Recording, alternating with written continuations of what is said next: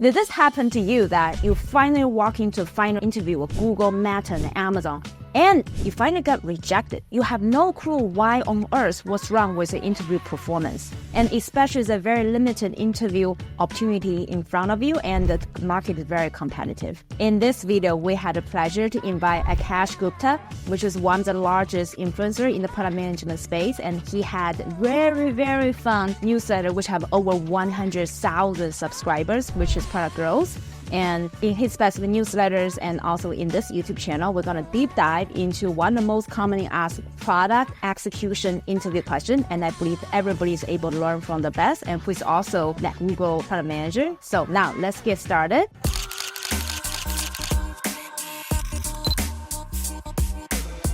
Hey guys, this is Dr. Nancy Lee, Direct Product Featured in Forbes. I've helped 1,000 people land the dream PM job offer in FAANG companies and unicorn startup, and continue to get promoted as a product leader. If you're interested in free product management coaching and tech trends, like and subscribe and check out new video every Tuesday. Hi Aakash, welcome to the show. Would you like to quickly introduce yourself? Yeah, I would introduce myself as a longtime viewer of your channel. I have job searched in the past and just searched up on YouTube, and I always found you. So you have done an amazing coverage on YouTube, and I always found your videos really insightful. So it's kind of a pinch me moment to being on your channel. So thanks for having me.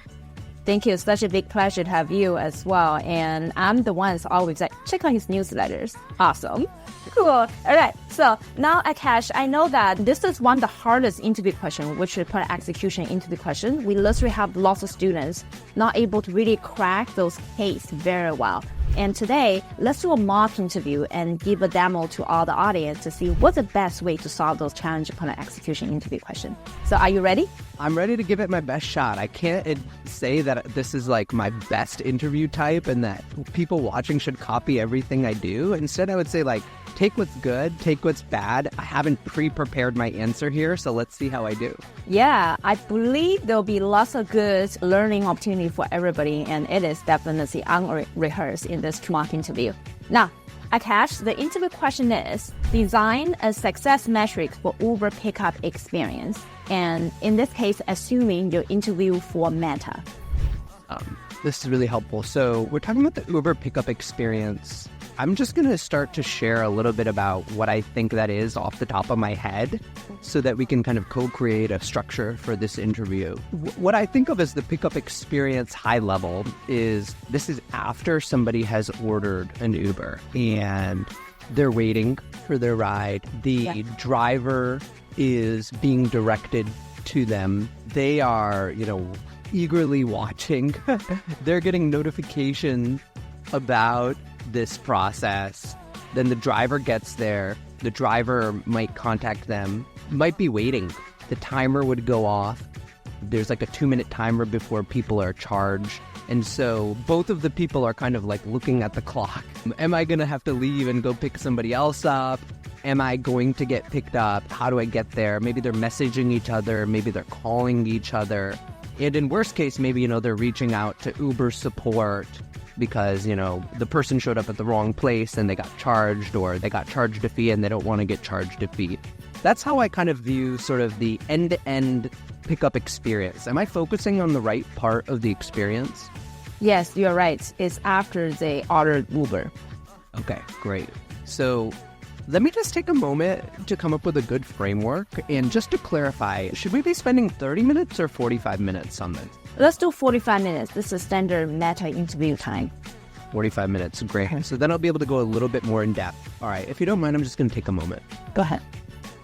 Okay, so popping back up now, I'm just going to briefly share my screen. I will unshare this in a second, but just so that you can kind of follow along with what I'm up to. Here's what I'm thinking. I just took some notes, like that's what we were talking about in terms of what the experience is. Yeah. And then I'm thinking that there's basically 4 main areas we have to cover to get a good answer to this. The first is more around rationale and goals. So just taking a step back, breathing, and seeing like, what does Uber want out of this? Who are the people in the ecosystem? The second is really getting into like, how would we measure impact against those things we've identified related to our goals, and talking specifically about metric. And then the third would be like, let's sketch out a dashboard together. Let's like once you actually start getting into that, that's when you realize, oh, we didn't think of this, we didn't think of that. And I think that will help show kind of my execution detail. And then the final is, there's always trade-offs. And so actually getting into that and discussing that. Does that sound like a good overall framework? Yeah, sounds good. So I'm going to go ahead and stop sharing screen again. And if you don't mind, I'm just going to take like a minute or two to think of my thoughts on rationale and goals, and then I'll pop up and share. Go ahead. So I think I have like a high level overview, but it's only a minute. So please, I would love if you could pick holes in what I've thought. So I'm thinking that this is really a three-sided marketplace. It reminds me a lot of my work experience when I was at ThreadUp. I actually led product and growth there and helped the company IPO. And we always talked about it in terms of what does ThreadUp want? What does the buyer want? What does the seller want? So I've just applied an analogy there to what does Uber want, the rider and the driver. Yeah. On the Uber side, it starts with what is the mission and the vision. So in my research for this interview, I believe that I learned that the mission is to set the world in motion. And I believe the vision is to have kind of reliable transportation. So what that relates to me with the pickup experience is that really what Uber wants is they want that pickup to happen.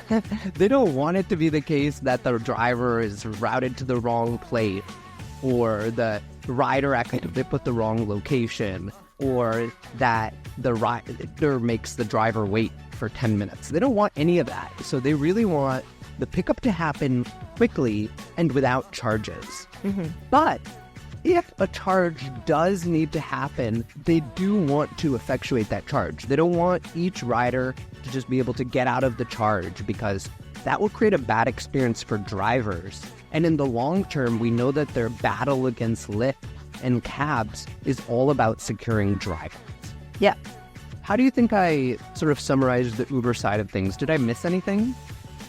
I think what you summarized is pretty good. Let's also think about in today's economy, which is post-COVID and right now, and everybody start to go out more often, maybe there's like higher demand than before, and maybe it's also price fluctuations. What I know is the price of Uber also increased like a lot compared with years ago when they launched a product. So please keep the today's economy in mind when you think about the success metrics. Okay, sounds good. Makes sense.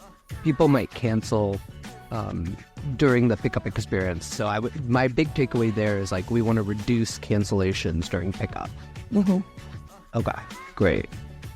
That's a great addition. I'm just going to take a second to make sure this format's okay. So yeah, go. Later I understand. There we go. I'm going to reduce cancellation to pickup. Okay, so now we're going to go into the rider side of things. I think this is more straightforward, right? We've all been riders before. So I want to get into my Uber with the minimal time. And if it's a long time, I really want to be updated clearly along the way.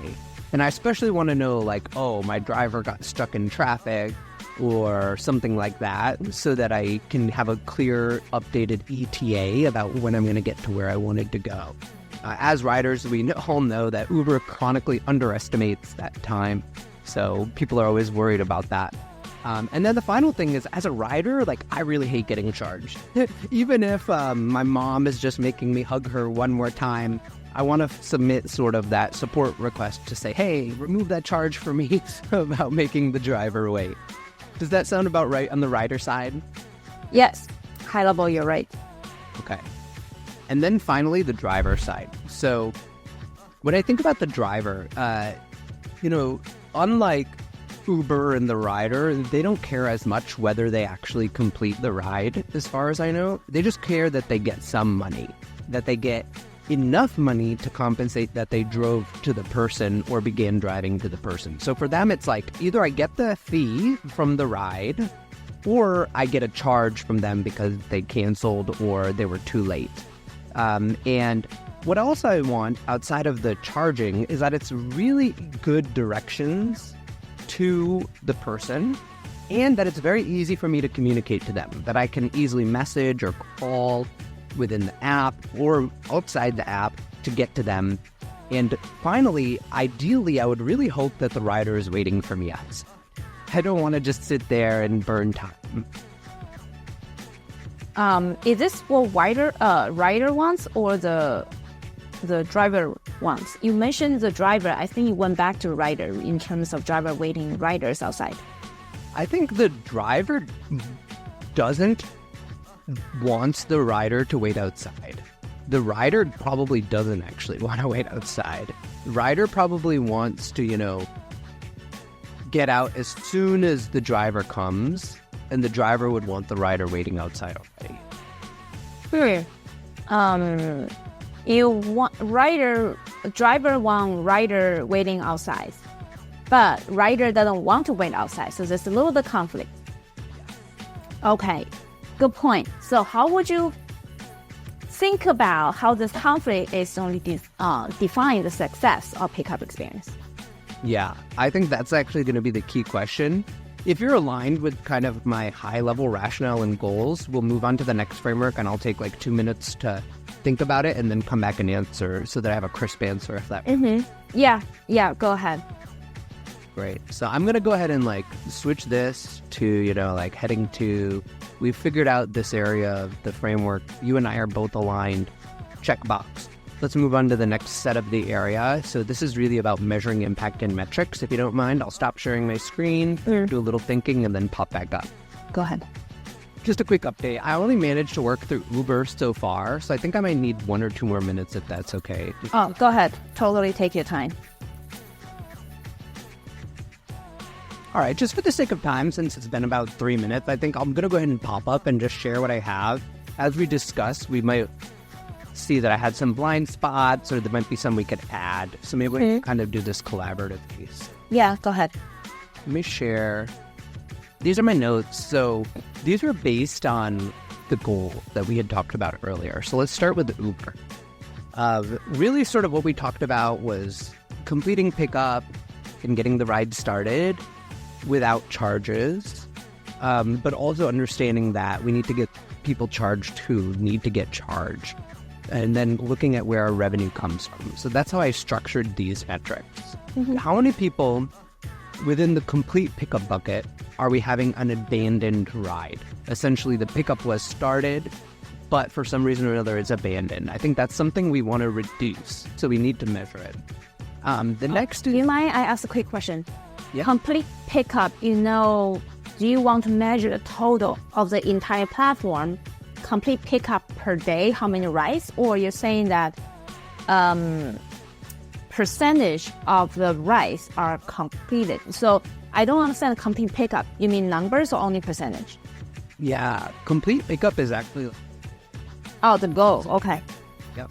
That's Okay. my clarification. So the metrics, I tried to put either like a percent or a dollar or an average or a grader. So that'll be how we kind of know what a metric is. So, and then later on, as hopefully we have time, we can actually even design the dashboard. Yes. So within the bucket of complete pickups, you can think of that as the header. You might have some different charts. So abandoned rides percentage. So basically that's, either side could have canceled. We'll talk about cancellations on each side within the specific buckets. And then charged rides percentage. So, there's going to be people who they request a ride and they cancel it within like the 60-second grace period. And so nobody gets any money. Or they cancel it and after 6 minutes, but they reached out to support and we gave them back the fee. So then they didn't get charged. And so we want the percentage of rides with a charge to go up over time. Yeah. And so those are like 2 really important sort of North Star metrics. The next one is completed pickups percentage. So the way I would define this is that they weren't charged, they weren't abandoned. So they requested a pickup and the driver actually got it. The rider actually got into the driver's car. Yeah. And then I would break that down further into rides that were picked up before the estimated time. So if you said you were coming within 6 minutes and you came in 4 minutes, and rides that were greater than the estimated time. So you said 6 minutes, but you came in 7 minutes. So that I think is like the complete pickup sort of entire dashboard ecosystem at level 1 metrics. So there might be level 2 metrics under this that we could also go into. Yeah. And there's where fees come Do you mind I ask you a question? You mentioned the top two is a North Star metric, which is abandon rate percentage and charge rate percentage. Are you saying those two are more important than completed pickup percentage? Which is the actually everything on level 1 would be a North Star, I would say. So let me add some formatting here.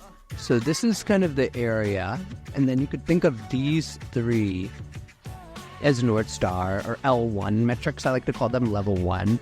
And then this is like a L2 metric right here. Does that make sense? Okay. So usually if we present to the CEO of Meta, like Mark, he only wants to hear the most important metric, which is a true North Star. Now I have 3. Can you tell me which one is a true North Star if I only give you the chance I'll talk about one most important thing to Mark? So let's go back to the mission and vision. The mission and vision for Mark or Dara is going to be to set the world in motion, to have reliable transportation. And so there's nothing in there about Uber revenue, really. Obviously, those two individuals care deeply about revenue, but it seems to me like they're more motivated and think that revenue will come as long as we advance the mission and vision. So based on that, I'm leaning against charged ride, and I'm leaning towards completed pickups percentage.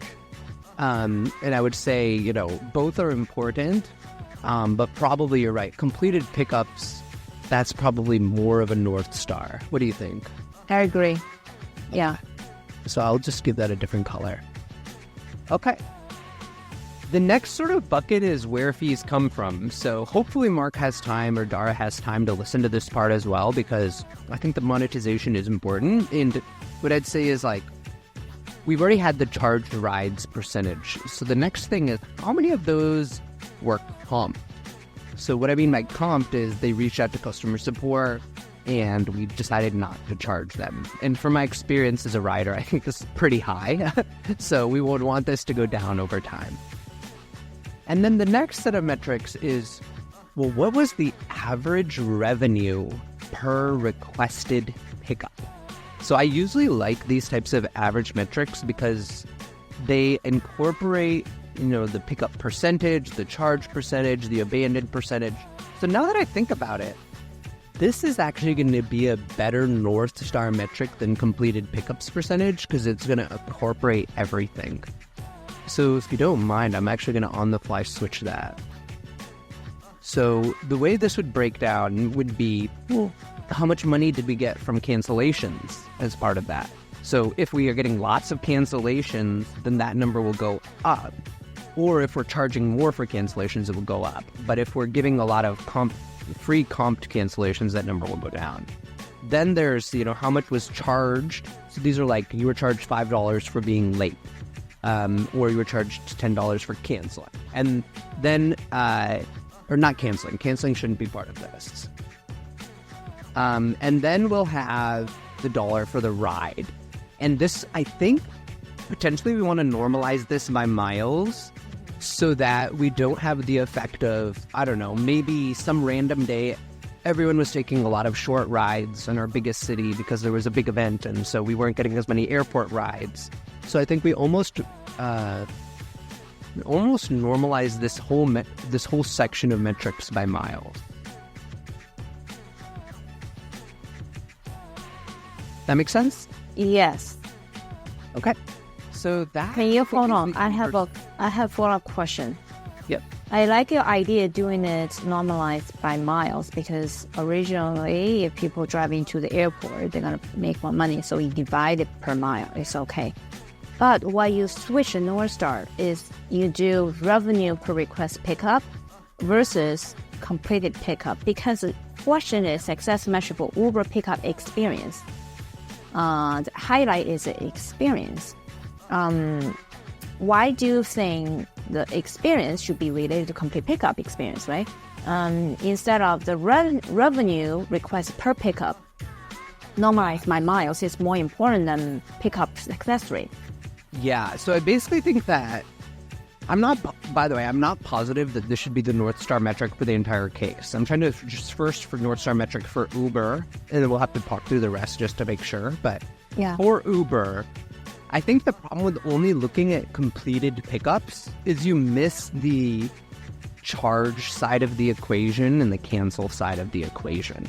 And those are a really important part of pickup experience. And in my sort of background in 15 years in product, when we have a North Star metric that ignores 2 or 3 parts of the experience, what ends up happening is all the teams just build for that isolated part that we're actually measuring.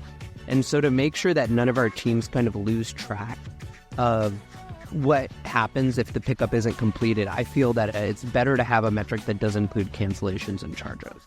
Isn't the cancellation charges is the other side of pickup not completed? For example, if pickup complete rate is 98%, the other 2% equals to either canceled.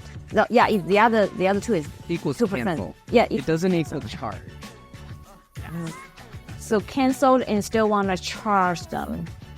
Yeah, or pick up and charge. So this happens to me a lot. Like, I'm just busy chatting with people. I don't realize the driver's there. I get charged $5 more.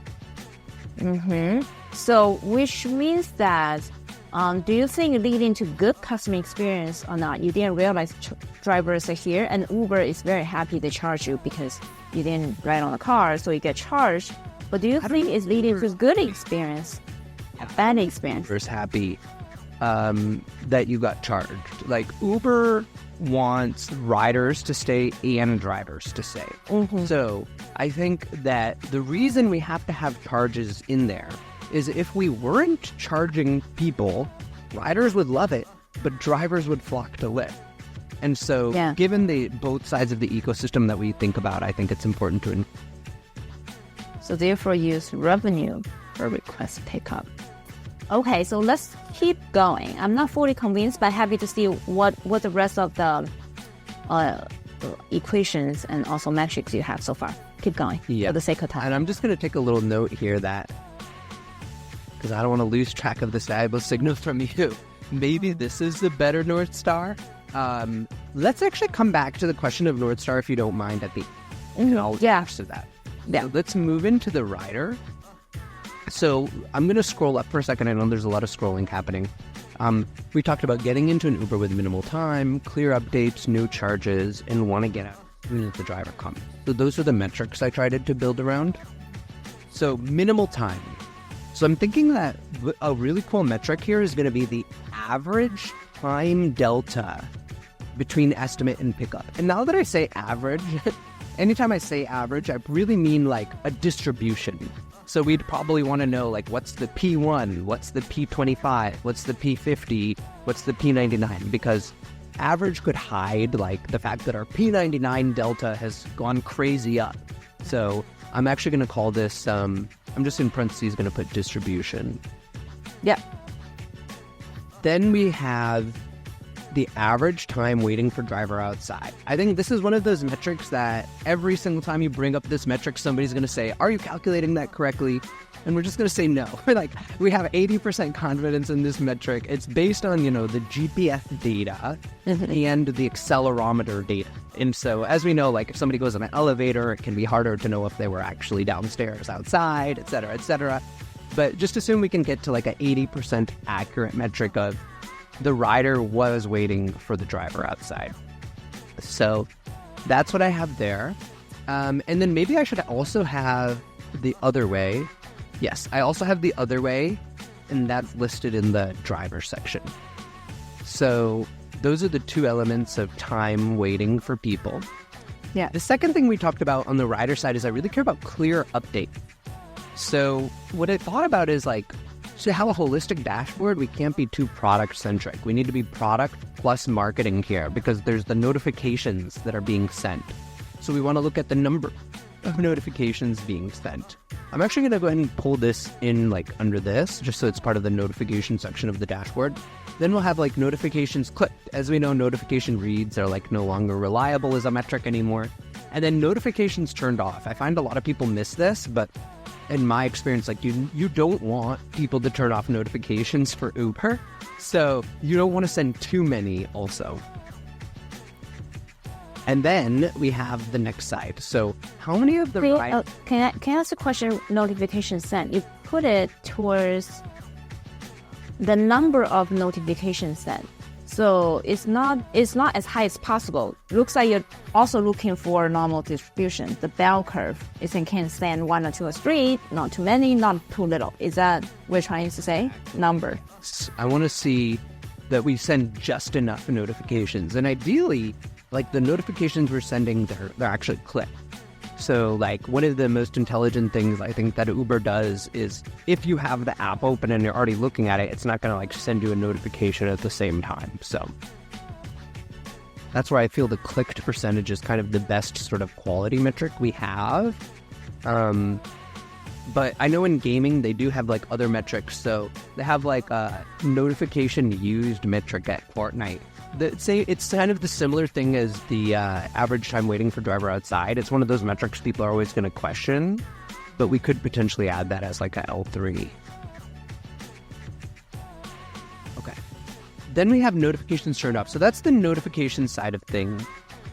Then the other thing we have on the clear update side is like ride canceled by driver. And we know that riders don't want that. I've been in a hell loop once at SFO where I had like 10 drivers in a row cancel on me, and that's really bad. So we want to look at that. And then we want to have understanding of when the rider is contacting the driver. And we want to understand that by platform. So tech call, I believe there's also in-app messages. So there's like these 3 platforms that we should look at. Then we have, so we've looked at minimal time, we've looked at clear updates, and then we want to look at riders don't want to charge. So what are... Can I ask you a question? I think there's something very interesting for success metrics. Here, for example, you want to say, do they contact each other, percent they contact each other? Is this the more contact, the better, or the worse? Do you want them to contact? Okay. Because you contact in, the 2 most important scenarios where you contact. One, my location is wrong. Like my dad does this. He's like, oh, I put airport terminal 2, but I'm at terminal 1. Come to me, right? Or, hey, what are you doing? I see you're driving the other direction. Come get me, right? So I think those are the most common reasons they would contact each other. Or, hey, I can't find you. It says you're right here.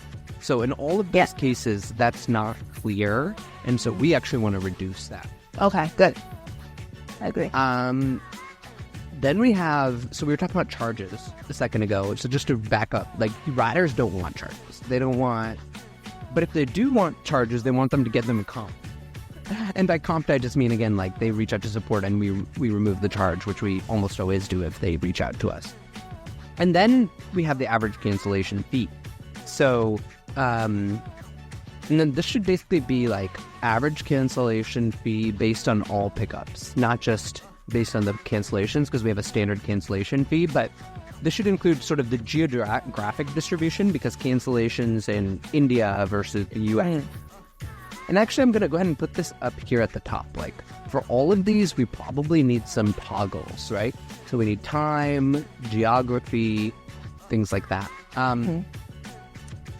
And then the final area, just in the interest of time, because I'm looking at time and I want to make sure we have time to actually sketch out the dashboard and talk trade-offs, I'll go a little faster. You have customer satisfaction score. So we can, CSAT is one good score. Actually, a question about average cancellation fee. Are you saying that the higher the better? Actually... or lower the better? What doesn't... For a rider, because we're in the rider side of things, rider would want this. Okay. So you want it to be as low as possible. So basically, you calculate the cancellation fee, you want it as low as possible. Okay. As a rider. Yeah, as Uber, we don't. So which one is now there's a conflict again. So do you want it to be high or low in general? If you are the product manager for Uber pickup experience, now you have conflicting needs from both sides of the marketplace. Yeah. Or 3 sides. So do you want a high or low? Cancellation, actually. Because you want to make sure that we match up the right drivers to the right people, that the drivers are available and the people want to take the ride. Okay, you want to reduce the total number of cancellation, but you should measure the cancellation fee anyway. but you're not sure should cancellation fee should be high or low for the good of everybody. So right now you just track it for now. So you we cannot say the percentage in the top. We want to reduce the percentage, but from a rider point of view, they want to look at like what was the fee I actually paid against it. Okay. Yep. And then the final sort of rider metric that we need to look at is, what was the satisfaction scores? It could be NPS, or it could be CSAT. It could even be like a in-app prompt during the ride about the pickup experience. In-app prompt. Okay. Just because I'm looking at time and we only have about 10-15 minutes left here, I'm going to speed through driver because I do want to sketch some of this out and talk trade-offs before the interview ends. So please stop me. I'm just going to go through the whole thing. So the first thing that driver cares about, going all the way back up to the top, is get the ride. I want to get a ride. I want e-direction communication, and I want ideally that the rider is waiting for me. So percent of rides where I get money, right? Get a fee or get a ride, simple. My driver satisfaction score, simple. But then there's the tip component, because I think tipping is highly related to pickup experience. And we should look at the data, but my guess is the longer your delta between what we stated as pickup and actual pickup, the lower the tip. So we want to get this up. So what is the percent tipping? What is the average tipping? Then we want minimal time. So what is the average time to get a ride? What is the average time drivers waiting for a rider? Which we talked about will be unreliable, but we'll look at the distribution. Then the percent rides where the rider is waiting because they want that. And then easy communication. So percent of rides where rider contacts the driver. Because fundamentally, as a driver, I don't really want them contacting me because the app should just be taking care of all of that. So we'll look at that by a text, call, and in-app. And then we have easy direction. So I was thinking about, there may be a better metric. I'm not sure if you know of one. I haven't done too many maps projects, but I'm just thinking like different course. The problem with different course is it's like not the best metric. So we might even think about like percent rides where drive took longer than expected. Maybe that's an even better one. Yeah. And that same metric we had earlier of like the average delta between estimated pickup time and actual pickup time. And we want that to be as low as possible. Maybe that's actually the best metric for easy direction. So I'll move that to the top. All right. So I breezed through driver, but does this high level make sense? Yeah, the high level makes sense. Awesome. So I'm just going to take a minute now and I'm going to sketch out the dashboard and then we'll talk about trade-offs. If that works for you. Yes, but before we go to the dashboard, usually dashboard want to have priorities. Now you have so much different things on your dashboard. Can you prioritize your metrics first? We talk about one North Star metric, pick one. Is there anything you think we should prioritize on your metric list? And clearly there's a lot of different things. Great question. Let me actually take a minute to make sure. Unlike the last time we talked about this, I don't go off the cuff and I think of through. Because of the interest of time, I feel like I'm only 80% of the way, honestly, to this answer. I feel like with 5 more minutes of thinking, I could do more. But what I'm thinking... Why don't we spend 5 more minutes? Let's get the best outcome if you like to. It's okay. Okay, yeah. Great. Okay, I think now I understand your hint as well. So let me go back to that. And now I see the flaws. Thank you for giving me those extra 5 minutes. Now I see the flaw in average revenue per requested pickup, actually. So I believe that the flaw with this metric is that it doesn't fully capture service reliability or customer satisfaction.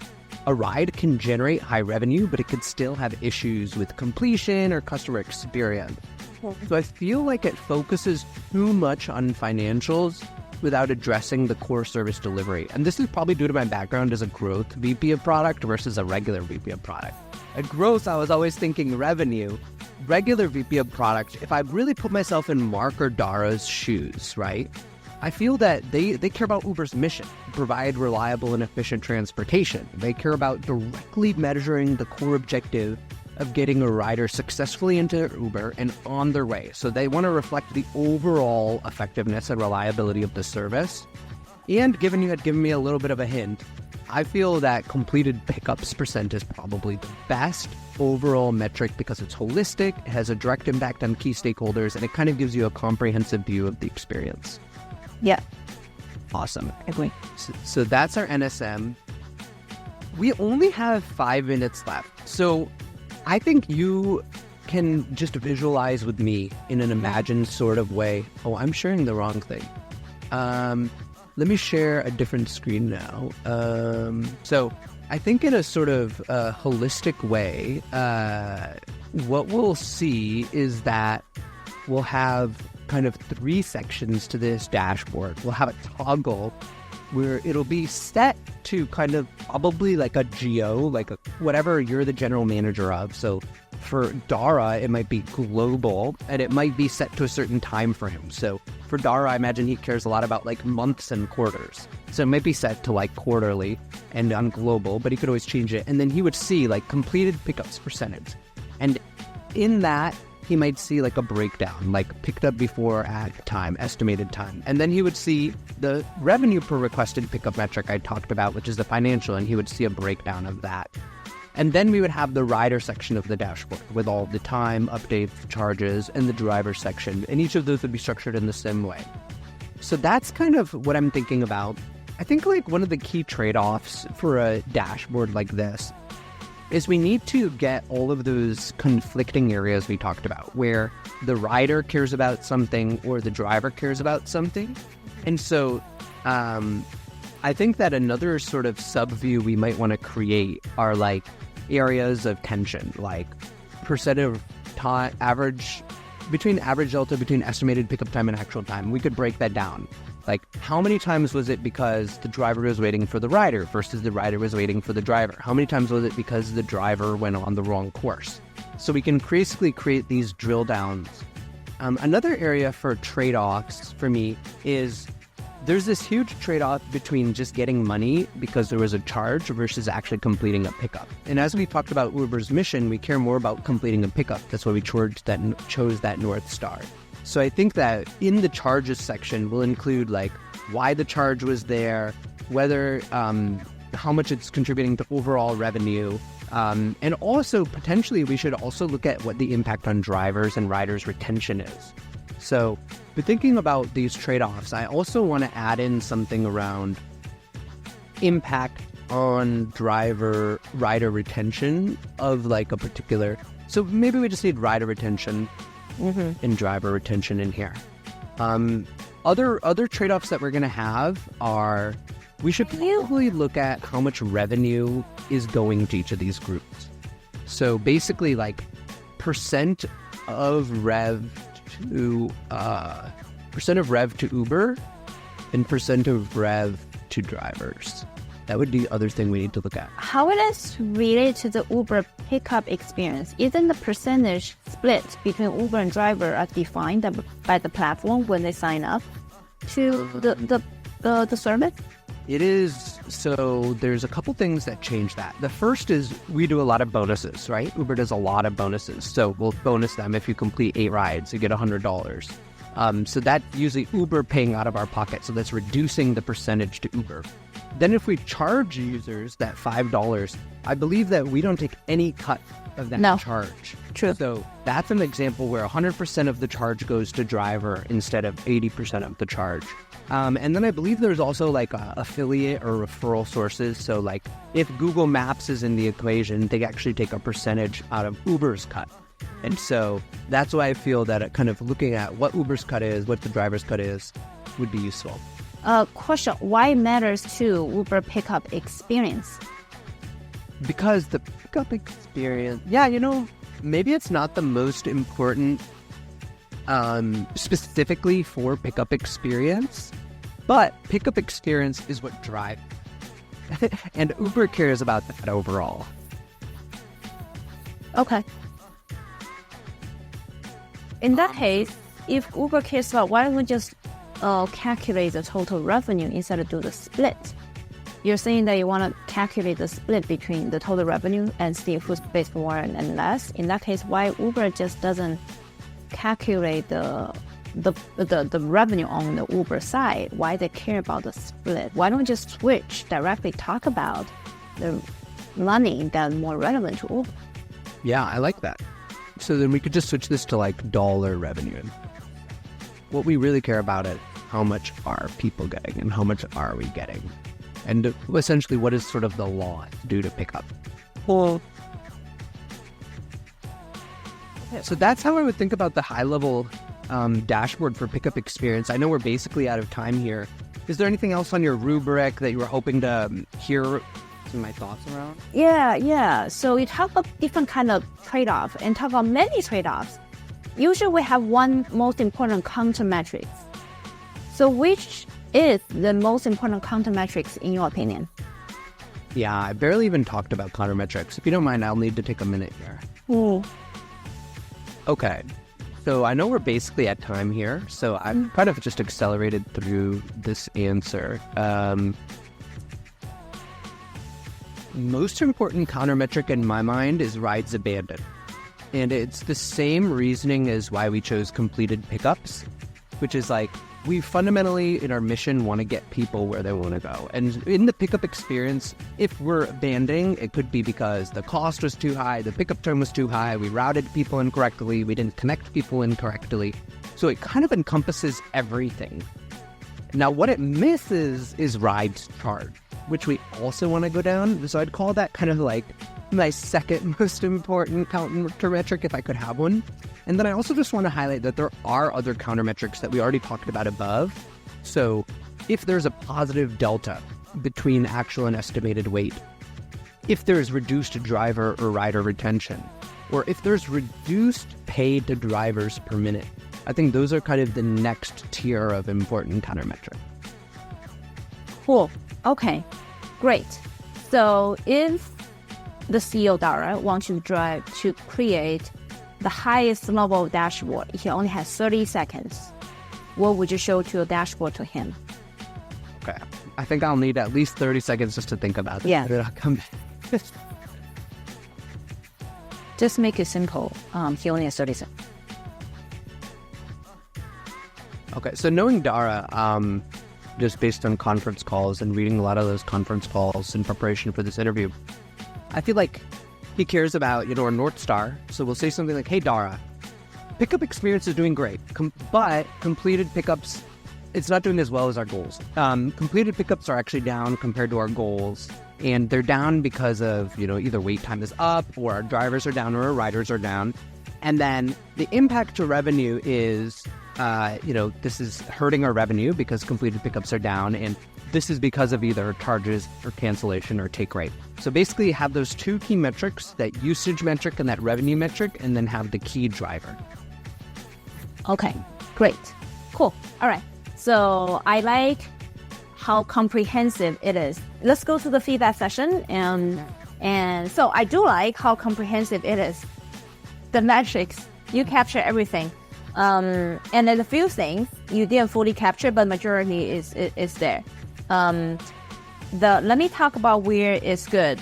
My favorite part is how you engage with the interviewer, and you're very fast. After I give a hint to that, yeah, you're right. Let me change it back. And I believe it's quite important during the interview because not everybody is familiar with those cases when you go into interview. And so in that situation, it's likely we'll make some mistakes or we forgot something when we are very nervous during interview. So in this situation, I like how you pick up the hint very quickly and directly pivot back to the real North Star metric, which I believe that's a true North Star metric at this moment. The other thing I believe you did well is you think about the platform as a whole. You think about, there's a driver side and there's also rider side and there's also Uber together, and how every small thing we did is going to impact Uber as a whole, or both two sides has conflict. You proactively talk about the Uber, driver want rider to be outside. Rider want driver to be outside first. Who arrived first, right? All those conflict of information is quite great in terms of showing your customer empathy, think through the very end-to-end experience for customer pickup. Also, like you define what is customer pickup to me upfront, because people's definition is quite different, and what if you're out of scope. So those are great things. And now there's some room for improvement. And number one, I see you caught yourself, you got the hint, which is I do believe the North Star metric was off. But after you give a hint, you figure out yourself, this is too much money side. The second thing is, I think the entire interview, you love to talk about money too much. I think you talk too much about money. More than what should be. Maybe you can hide it towards the end, because the title of this interview, Uber Pickup Experience, it won't impact revenue. But I really want to talk less, or maybe hold it towards the end and spend more time talking about what the best way to define a great pickup experience. And the third thing is, when you brought up different type of the bell curve, like distribution type of metrics, sometimes it's not very clear. Is high is good or low is good? And it turns out is median is good because of distribution, or you just want to watch it. So I prefer you define it upfront, saying that I'm going to watch it, cannot be too high, cannot be too low, we just watch the whole thing. And I think the biggest thing you forgot to mention is counter metrics. I thought it will show up in your trade-off session. I was waiting for it, but your trade-off, you went a lot regarding analyzing different type of metrics. But I hope you can lead the trade-off session by saying the number one most important counter metric is this. Boom. Of course, there's other smaller trade-off we need to think about, including A, B, C, D things. That's no problem. And there's one more thing. There's one more metrics I think you missed, which is, what if people get in the wrong car? This is a percentage. Percent of people like getting into wrong car, especially in the airport pickup situation. And I have different type of counter metrics, which I think your original counter metric can pass the interview anyway. My different kind of counter metric is NPS scores, because the way I measure counter metric, define it, is based on what if the North Star metric is too good to be true. So I want to hold it accountable. So therefore, I want to say, for example, the way you see it is, what if the complete rate, pickup complete rate is 99.9999%? Is, wow, the dollar should be extremely happy. But however, what if the NPS score is low, which means, yes, you got pickup, maybe for some algorithm reason, you get pickup very successful, but people really do not enjoy the experience where they drop off, where they pick up, everything together. So I want to hold it accountable by giving NPS scores. I think abandon rate is okay. It's not the best in terms of holding it accountable. So the way we measure is really think, is it too good to be true? What else I can measure, really hold accountable, so that people don't really provide oversight in any kind of like success metric evaluation. And I think in high level is great. I also have a different definition in terms of the driver side of the North Star metric. The way you describe it is revenue, average revenue or money collected divided by miles, and including both the rider fee plus the charge fee. I have a different kind of like related metrics. I divided by, it's called average non-chargeable wait time, because this is going to cover in terms of, let's say, if I need to pick you up 20 minutes away, the driver and you too, I eventually get picked up. But this 20 minutes I driving over to your location plus 5 minutes waiting outside, or non-chargeable wait time, or wait time outside of your house. So driver is not getting charged and not making money, and which means that the entire platform actually is losing money. And maybe they match the wrong person, maybe they can find some drivers next door closer to reduce the average non-chargeable time as well. But just another way for me to measure this, that will be different way of thinking about the methodology. But I think the way you describe it is very revenue driven, and I think we're just taking a very different approach in terms of revenue. But in general, I prefer people spend less time talking about revenue, what was more later side, but talk about the experience part first. That's something I like to see. And in terms of time, there's a way to reduce time, which is I think you try to give very comprehensive answers. You don't need to give all the metrics, sub-metrics. You talk about this with notification, and then there's a different type of notification. To save time, we give the most important one or high-level one. The rest, we can just do not go to all the details, and same as all other different kind of metrics we discussed earlier. But in general, I really like it. And how you break down this case, talk about the user experience and all the metrics you discuss, and actually is quite impactful to the user experience. That's you pass the interview. Congrats. Yeah, I feel like the biggest mistake I made was when we got to the trade-off section, I didn't take a minute. And so that's like my big takeaway for people is hopefully you practice more than me. Honestly, I haven't even given a case interview in probably a year's time. So if you're practicing more than me, don't make that mistake I made where I just jumped into the trade-offs. Take that minute because it was part of my section. And I would personally just like looking at the time and I was worried about the time. So maybe a thing to think about for folks is like, hey, I know we only have 5 minutes left. I do feel like trade-offs matters. Is it okay if we go 5 minutes over potentially? And I just take a minute here to think about it. So I think that's how I would have handled it in the future. And then I would have potentially done a better job on the counter metrics. Thank you so much for the feedback. Thank you, Aakash, and for joining us. And everybody, we have another video where I'm on Aakash channel and also part of another video we're going to film together, which is in his newsletter. And feel free to go and check more regarding our sharing, and hope everybody can leverage all the learning together to grow their product management career. So this is Dr. Nancy Lee, and if you like anything we share today, make sure to like and subscribe and share this amazing mock interview with all the product managers out there. Talk soon. Thank you, Ash.